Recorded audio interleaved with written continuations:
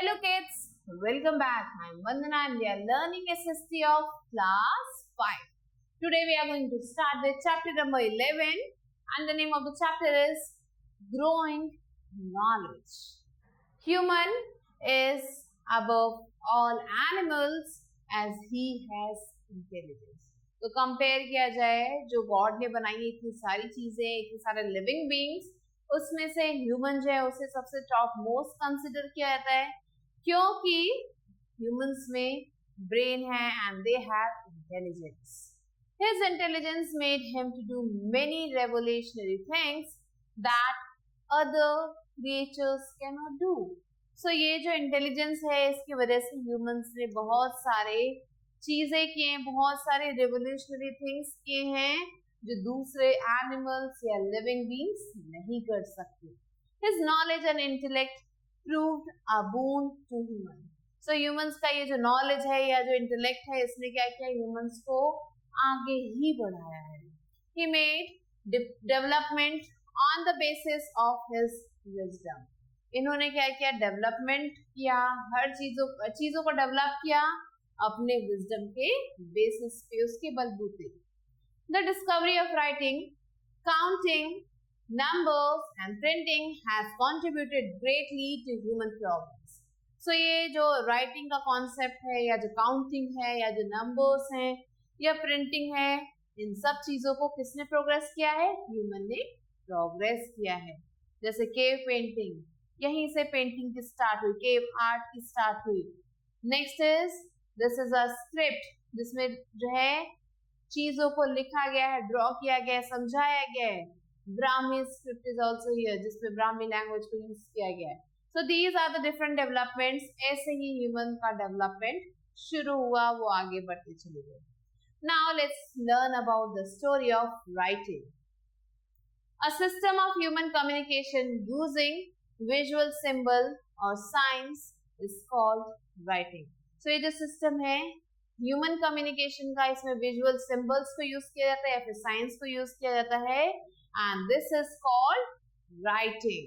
The early things were pictorial as they were not aware of words and art of writing. पहले लोग क्या करते थे, चीजों को ड्रॉ कर देते थे, क्रेव कर देते थे, मीन्स दीवारों पे या जो भी पत्थर वगैरह मिलते थे उसके ऊपर क्या करते थे, ड्रॉइंग सी बना देते थे. क्यों? क्योंकि उस समय उन्हें राइटिंग नहीं आती थी, उन्हें नहीं पता था राइटिंग क्या होती है. तो वो जो भी चीज वो उनके मन में आता था उस चीज को ड्रॉ करने की कोशिश करते थे. The science of symbols formed the earliest form of writing. ये जो साइंस बनाते थे लोग, ये जो सिंबल्स बनाते थे, ये राइटिंग का पहला आप कह सकते हो अर्लियर फॉर्म है. This type of writing is called pictograph. और इस तरीके की राइटिंग को हम पिक्टोग्राफ कहते हैं. Pictograph can be seen in Egypt and Mesopotamia. So ये जो पिक्टोग्राफ है आपको इजिप्ट और मेसोपोटामिया अगर आप जाते हैं तो यहाँ पे आपको देखने को मिलेंगी. The earlier form of writing was developed by the Sumerians in Mesopotamia. So जो पहले जो है जो राइटिंग का जो कॉन्सेप्ट था वो सुमेरियंस ने डेवलप किया था मेसोपोटामिया में and it was known as cuneiform और इसे क्यूनिफॉर्म कहा जाता था. It was created by using a reed style to make wedge-shaped indentations in clay tablets which were baked after writing.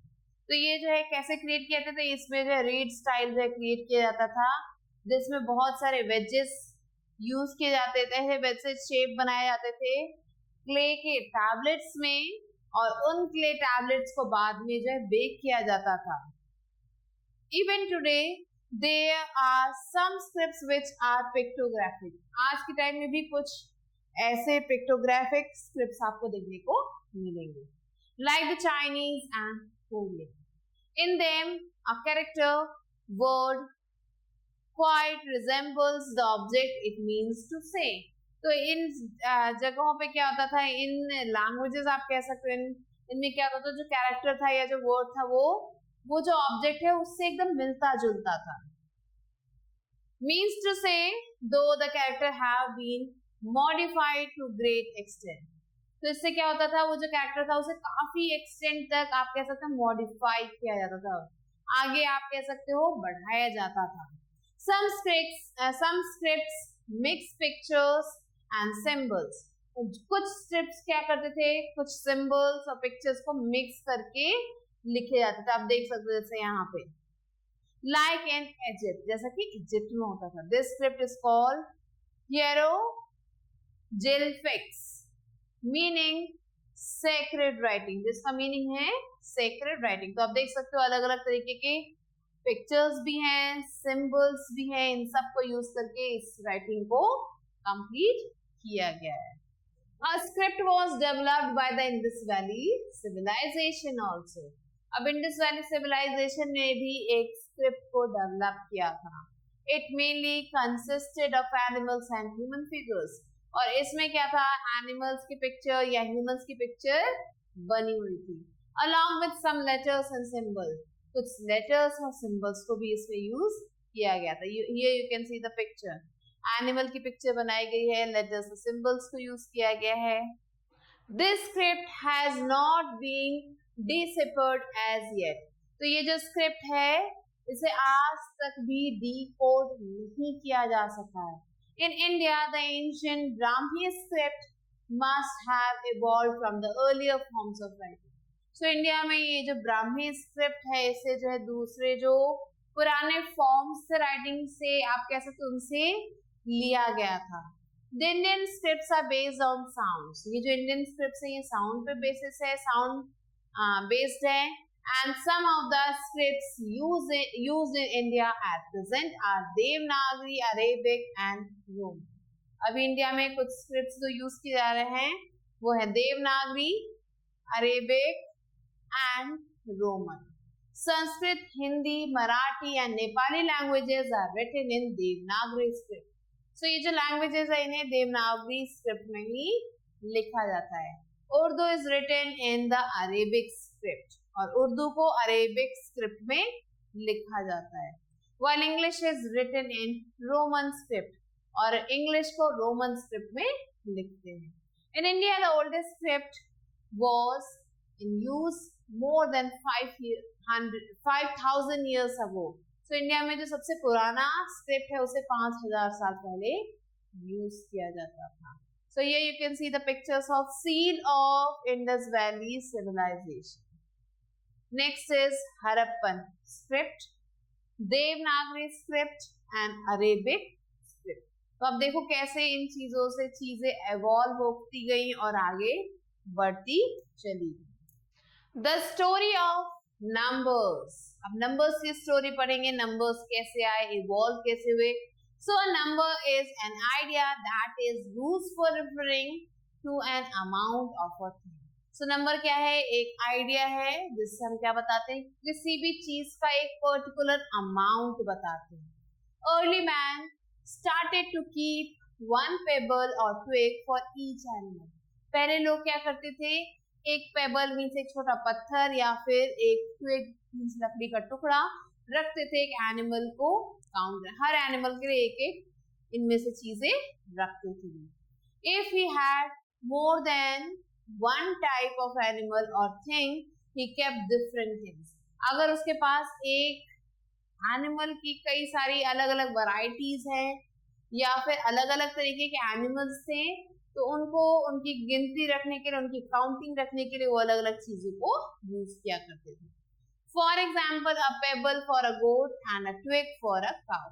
तो अगर मान लो कि उनके पास गोट थी तो उसके लिए एक पेबल रखते थे और अगर काउ थी तो उसके लिए वो ट्विग रखते थे. तो ऐसे ही वो चीजों को पहले काउंट किया करते थे. Soon he thought that he could draw lines or circles on the ground and rocks. अब उनके दिमाग में ख्याल आया कि हम तो लाइंस भी बना सकते हैं, सर्कल्स भी बना सकते हैं ग्राउंड पे, जमीन पे या फिर रॉक्स पे. Sometimes he attributed a sign for a group of animal or thing. कई बार उन्होंने कोशिश की कुछ अलग तरीके के साइंस बनाए एनिमल्स के किसी ग्रुप या फिर थिंग्स के लिए. लाइक अ क्रॉस फॉर 3 और 4. तो 3 या 4 के लिए उन्होंने क्रॉस बनाना शुरू किया. He also used his fingers for counting. उन्होंने अपने फिंगर्स को भी यूज किया काउंटिंग करने के लिए. He faced problems when he had a large number of things or animals. अब उन्हें प्रॉब्लम कहाँ आई, जब उनके पास बहुत सारे एनिमल्स या थिंग्स आए, उन्हें काउंट करने में बहुत ही ज्यादा मुश्किल होती थी. He gradually developed science for things, animals and numbers. अब उन्होंने क्या किया, धीरे धीरे साइंस डेवलप किए, जिससे थिंग्स को, एनिमल्स को, नंबर्स को वो इजिली मैनेज कर सकें. It took a very long time for him to develop some uniform symbols like circles, cross, triangles और square etc. तो बहुत टाइम लग गया ह्यूमंस को इन सब चीजों को डेवलप करने में. The Sumerians used special shapes, but they counted in 60s. ये जो सुमेरियंस थे उन्होंने अलग अलग शेप्स को यूज किया और वो 60s तक काउंट करते थे. The Roman used several letters of their alphabets. अब जो रोमन्स क्या थे, वो अपने अल्फाबेट्स के कुछ लेटर्स को यूज करने लगे काउंटिंग के लिए. सो आपने ये सारे नंबर्स जो यहाँ दिख रहे हैं, इन्हें रोमन नंबर्स में पढ़ा होगा अपने मैथमेटिक्स में. 1, 5, 10, 50, 100, 500. सो ये जो सिंबल्स हैं इन्हें रोमन्स ने यूज किया काउंटिंग के लिए. It is a matter of pride to know that the system of counting developed in India. आपको ये जान के बहुत ज्यादा गर्व होगा, प्राइड महसूस होगा कि जो सिस्टम है काउंटिंग का ये इंडिया में ही डेवलप हुआ. The Hindus used a superior numeration system. So ये जो हिंदूज हैं इन्होंने एक बहुत ही superior numeration system स्टार्ट किया and that had symbols for each number from 1 to 10. जिसमें symbols थे हर एक नंबर के लिए 1 से लेके 10 तक. The concept of zero and decimal system was evolved in India. अब जीरो को भी इंडिया में ढूंढा गया, डेसिमल सिस्टम को भी इंडिया में ही ढूंढा गया. The modern numerals are called the Indo-Arabic numbers. So अब के टाइम में जो नंबर्स यूज किए जा रहे हैं उन्हें Indo-Arabic numbers कहते हैं because they were developed in India. क्योंकि ये इंडिया में डेवलप हुए. Where the Arab traders came here for trade, they carried this knowledge to other parts of the world. जब अरब के जो ट्रेडर्स थे वो यहाँ इंडिया आए, उन्होंने देखा ये सारी चीजें कि अच्छा यहाँ पे इंडियंस तो काउंट भी कर रहे हैं, तो अब इन्होंने क्या किया, इस नॉलेज को पूरे वर्ल्ड में फैला दिया. The Arabs called the Indian numbers हिंसा. So अब ये जो अरब्स थे इन्हें इंडियन नंबर्स हिंसा कहने लगे. The international system of numeration is based on the number system of numeration. So ये जो इंटरनेशनल सिस्टम है न्यूमरेशन का वो हमारे इंडियन सिस्टम पे ही बेस्ड है. तो आप देख सकते हो these are the normal countings that we write from 1 to 10. ये हिंदी की काउंटिंग्स लिखी हुई हैं. Next you can see these are in Roman numbers. Roman numbers में लिखे गए हैं. And here also you can see the counting from 1 to 10. Written in another language. Now let's learn about the story of paper. अभी हमने पढ़ लिया numbers की story. अब चलिए देखते हैं पेपर की क्या story थी. Man recorded his signs and symbols on the ground. अब लोग क्या करते थे, पहले पेपर तो था नहीं, तो जो भी वो सिंबल्स बनाते थे, साइंस बनाते थे, उसे ग्राउंड पे, जमीन पे वो ड्रॉ करते थे. किसी भी लकड़ी से या पत्थर से, किसी भी चीज से ड्रॉ करते थे.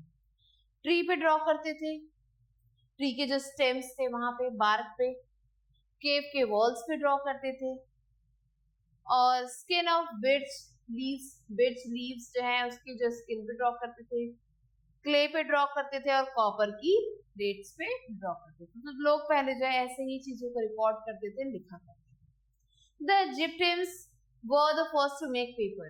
तो इजिप्शियंस ने क्या किया, वो पहले थे जिन्होंने पेपर को बनाया. They made it from a reed called papyrus. तो उन्होंने papyrus एक reed है जिससे ये पेपर बनाया और नाम यहीं से पड़ा. They peeled this reed and pressed it hard to make flat sheets. अब इन्होंने इस reed को peel किया, मीन्स छीला, फिर इन्हें प्रेस किया ताकि इसे ये flat sheets, एकदम shifty sheets बना सके पेपर को.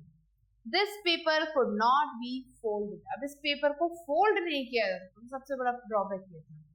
Now Chinese ने क्या किया? The Chinese about 2000 years ago developed the art of handmade paper. अब Chinese ने क्या किया? Handmade paper बनाना शुरू किया. From there, the art of paper making spread to Europe and England. So वहां से ये जो पेपर मेकिंग की आर्ट थी वो यूरोप और इंग्लैंड भी फैलते चली गई. ये you can see paper making. They are making papers.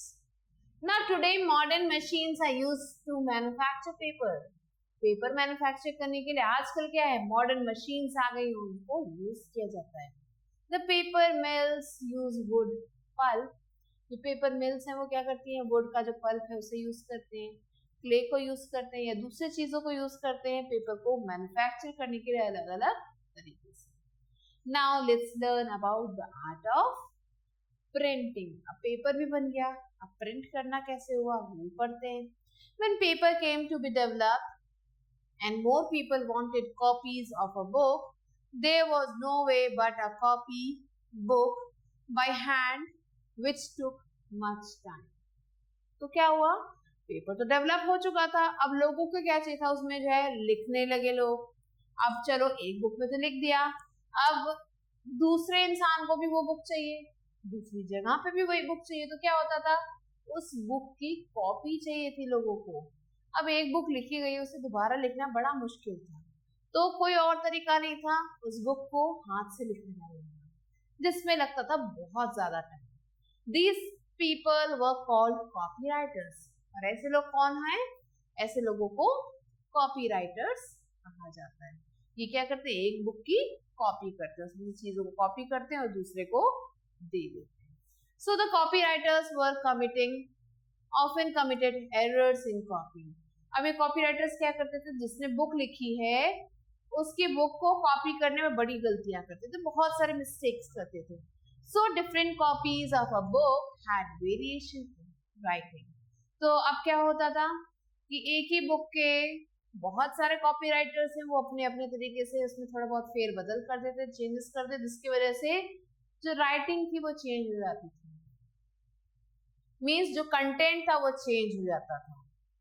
About 1500 years ago, the Chinese made wooden blocks. तो 1500 years ago क्या हुआ? एक जो चाइनीज था उसने वुड के ब्लॉक्स बनाए. They cut into these to write letters or made pictures in reverse. अब इन्होंने क्या किया? इन वुडन ब्लॉक्स पे इन्होंने कटिंग की एंड उसके ऊपर कुछ लिखा. कैसे? रिवर्स ऑर्डर में, उल्टा. Inked them and pressed them against the paper. अब उनमें इंक लगाया उन वुडन ब्लॉक्स में और उसे पेपर के ऊपर प्रेस कर दिया. This was how printing came into being. और इसी तरीके से printing start. John Gutenberg of Germany in the year 1455 made movable metal types which were fixed on the molds. तो जॉन गुटेनबर्ग ने क्या किया? ये जर्मनी के थे, इन्होंने 1455 में मूवेबल मेटल टाइप्स बनाए. तो मेटल के कुछ चीजें बनाई जो मूव कर सकती थी और इन्हें फिक्स कर दिया गया था इनके मोल्ड्स में. After inking they were pressed on paper. अब इनमें इंक लगता जाता था, ये मूव होती जाती थी और पेपर के ऊपर प्रेस करती थी. This was how an imprint was produced. और इस तरीके से एक imprint produce हुआ. This resulted in the development of letters press technology. जिसकी वजह से जो letter press technology है वो develop हुई. After this, the printing press was invented. और इसके बाद ही printing press invent हुआ. This enabled a large number of books to be published. और जिसकी वजह से काफी सारी books publish होने लगी. So here you can see the picture of John Gutenberg. Now this is a letter press machine. आप देख सकते हो बुक्स को रिवर्स ऑर्डर में लिखा गया है और उसको प्रिंट किया जा रहा है. And this is a modern printing machine. ये आज के टाइम की मशीन है. Now let's learn about the different facts that are given here. Paper is made from wood pulp, from which for which trees are cut down. अब paper को बनाने के लिए क्या चाहिए? वुड का पल्प चाहिए. वो कहाँ से आएगा? पेड़ों से आएगा, जिसके लिए पेड़ों को काटा जाता है. Deforestation is a major cause for climate change. अब अगर पेड़ों को काट देंगे तो क्या होगा? डिफॉरेस्टेशन होगा, जिसकी वजह से क्लाइमेट चेंज होता जा रहा है. गर्मी बढ़ती जा रही है या सर्दी बढ़ती जा रही है. किस लिए हो रहा है? क्योंकि हमने पेड़ों को काट दिया है. So we should try to reduce the use of paper as much as we can. तो जितना हो सके पेपर की वेस्टेज को कम करना चाहिए. रीयूज कर सकते हैं या डिफरेंट मेथड्स यूज कर सकते हैं, बट पेपर के यूज को कम करना चाहिए. Now another fact is many of our ancient Sanskrit texts were written on tree bark.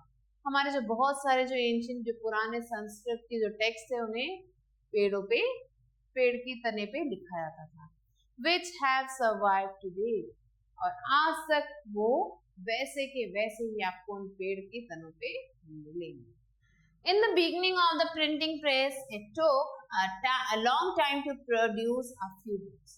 तो जैसे प्रिंटिंग प्रेस स्टार्ट हुआ, नया नया था सब कुछ, तो काफी ज्यादा टाइम लगा बुक्स को बनने में. With modern printing machines, a very large number of copies of different sizes and color can be printed. लेकिन आजकल की अगर हम मशीनों की बात करें तो बहुत सारी कॉपी बन जाती है अलग अलग साइज की या फिर कलर्स की एक साथ काफी कम समय में. लेजर स्कैनिंग की जाती है, electronic end of set printing etcetera, ये सारी चीजें की जाती है बुक्स की. Have made books a common commodity, जिसकी वजह से बुक्स आज काफी कॉमन हो चुके हैं. You can find books on the internet, many of which are free of cost. तो आपको इंटरनेट पे भी बहुत सारे बुक्स मिलेंगे जो आपको फ्री ऑफ कॉस्ट मिलेंगी. These books are called e-books, और इन बुक्स को हम e-books कहते हैं. Those who cannot read books or who have no time to read books, they can listen to books as they are now available in electronic devices. तो जिनके पास time नहीं है books पढ़ने का, वो इन बुक्स को सुन सकते हैं अपने इलेक्ट्रॉनिक डिवाइसेस पे. Such books are called talking books, और ऐसे बुक्स को हम talking books कहते हैं. Next is script for the blind. Louis Braille in 1829 developed a script called the Braille script. तो लुइस ब्रेल ने क्या किया? 1829 में एक स्क्रिप्ट बनाया जिसे हम ब्रेल स्क्रिप्ट कहते हैं. It considered of raised dots on paper, and in it different sets of dots represent different numbers of letters. तो ये जो है इसमें आपको रेज्ड डॉट्स मिलेंगे, पेपर पे बने हुए होते हैं, और अलग अलग डॉट्स जो है अलग अलग सेट्स के लिए होते हैं, अलग अलग नंबर्स के लिए होते हैं, अलग अलग लेटर्स के लिए होते हैं. अब जो एक ब्लाइंड पर्सन है वो क्या कर सकता है? इस बुक को पढ़ सकता है bye running his finger along the dots. तो डॉट्स को अपने फिंगर से वो टच कर सकता है और टच कर करके उस बुक को पढ़ सकता है. This proved to be a great gift for the blind people. अब ये क्या है? ये ब्रेल जो है बहुत ही बड़ा गिफ्ट है उन ब्लाइंड लोगों के लिए जो कभी देख नहीं सकते. Presently, a large number of books are published in the Braille script. और आज के टाइम में बहुत सारे बुक्स को पब्लिश किया जाता है Braille script. So here you can see the picture of Louis Braille and Braille script. Now children, let's revise the important facts. Pictograph was the first step in the development of script. Many of the Indian scripts are based on the Brahmi script. The numerals are called Indo-Arabic numbers as they were developed in India and were taken to other parts of the world by Arab traders. Earlier paper was made by the Egyptians from a reed called papyrus. The Chinese made handmade paper from pulp. The invention of the letter press in 1455 led to printing of books in a large number. Louis Braille developed a script for the blind called Braille script. Now let's move on to book exercise. So here the first question, the A part is take the correct option. The first question over here is The earliest form of writing was pictograph, hieroglyphics or letterpress. So it was pictograph. Many of the Indian scripts are based on the dash script, Sanskrit, Brahmi or Devanagari. So yes, Brahmi is the correct answer. The earliest paper was made from papyrus, a reed, bark or skin. So it was a reed. Next, wooden blocks were used for printing in Egypt, China or Mesopotamia. So the correct answer is China. Fifth one, the script for the blind is called the dash script. Blind, eyeless or braille. So it is called braille. So these were, take the right options. Now let's move on to the next exercise. So now children, let's move on to fill in the blanks. Here the first question is, the signs and symbols form the earlier form of writing. Second one, in India, the ancient Brahmi script has evolved from the earlier forms of writing. Third one, the Sumerians used special symbols, but they counted in 60s. Fourth one, the concept of zero and decimal system were evolved in India. And the fifth one is John Gutenberg of Germany in the 1455 made movable metal types which you fixed on the molds. Next is write true or false. So here the first question is, the writing using signs and symbols is called pictograph. Yes. True. The modern numerals are called the Indo-Arabic numbers. True. Today paper is made from wood, pulp, clay and other things. This is also true. And the fourth one is, hieroglyphics was a mixture of picture and symbols by the Egyptians. So children, this one is also true. So I think you have understood the chapter. I'll be waiting for you with a new chapter. Till then, stay tuned for a new video.